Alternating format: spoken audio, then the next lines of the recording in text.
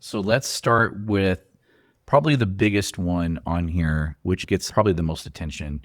And we've talked about multiple times. As a matter of fact, Mike's been a guest on the podcast a couple of times now. We had our town hall back in December regarding the Cherry Valley Boulevard interchange. So why don't you just give us the latest, greatest on that project, Mike?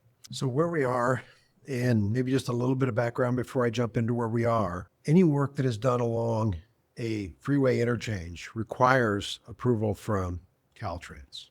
We started the application process with Caltrans, I'm going to say 2017, 2018. Here we are in 2026. It has been a long process. The steps of that process include study reports, project approvals and environmental documents, plan specifications and estimate preparation, right-of-way acquisition. As you can see from what's on the screen now, the footprint of the future interchange is much larger or encumbers much more land than the current footprint of the interchange. And after right-of-way acquisition is complete, then the project is approved for construction.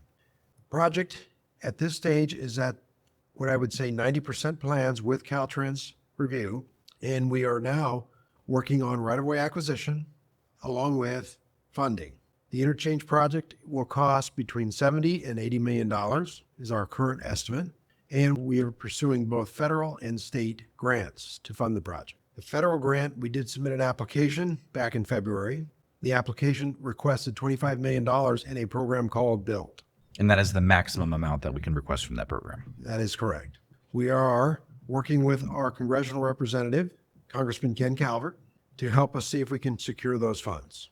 We should be notified whether or not we are selected for funding in June or July later this year.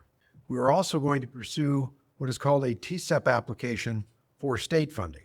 TSEP stands for, Will, please help me. The Trade Corridor Enhancement. We will be asking for the remaining amounts that we need. If we're successful in getting the $25 million from Blvd to total the $80 million, we are going to prepare a TSEP application.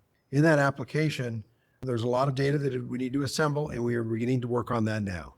We are meeting with the agencies, California Transportation Commission, and Caltrans representatives to advise them of our project needs, so we can enhance our application and make it as competitive as possible.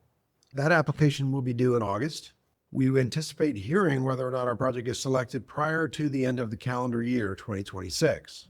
If we are successful with both grant applications, the construction of the project will begin in late 2027, and it was anticipated to take between 2 and 2.5 years to complete.